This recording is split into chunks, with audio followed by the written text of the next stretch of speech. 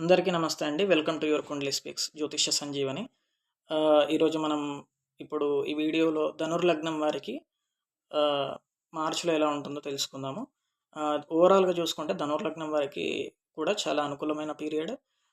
ముఖ్యంగా మనకి సూర్యుడు అండ్ గురుకుజులు వీళ్ళ వల్ల చాలా కెరీర్లో మాత్రం 13వ తారీఖు నుంచి మంచి పీరియడ్, చాలా మంచి పీరియడ్ నడుస్తుంది. అండ్ 13 నుంచి 29 వరకు మాత్రం కెరీర్ రిలేటెడ్ చేంజెస్, మీరు కెరీర్లో షిఫ్ట్ అవ్వాలనుకున్నా కూడా ఎలాంటి కెరీర్ రిలేటెడ్ డెసిషన్స్ అయినా తీసుకోవడానికి చాలా మంచి పీరియడ్ అనమాట.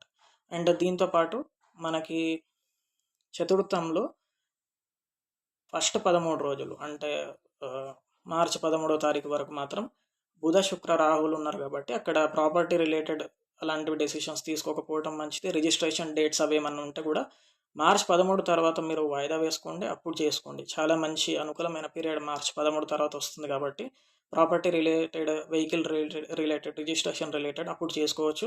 ఫస్ట్ 13 రోజులు మాత్రం కొంచెం మనం ఓపికతో ఉంటే బాగుంటుంది. అండ్ దశమం మాత్రం చాలా బాగుంటుంది, ఎందుకంటే శుభగ్రహాలన్నీ అక్కడ దశమాన్ని చూస్తున్నాయి కాబట్టి మార్చి 13 నుంచి 28 వరకు, 29 వరకు ఇది ఉపయోగించుకోండి. అండ్ దీని తర్వాత అలానే ఇప్పుడు శని, బుధ, శుక్ర, రాహువుల దశలు అవ్వకపోయినా వాటి దశలు నడుస్తున్నా కూడా వాటి పరిహారాలు మాత్రం చేసుకోండి. సో ఇది ముఖ్యమైన విషయం. లోన్స్కి ట్రై చేయవచ్చు. వివాహం మాత్రం చాలా బాగుంది. వివాహంకి సంబంధించిన ప్రయత్నాలు కూడా చేసుకోండి. నమస్తే.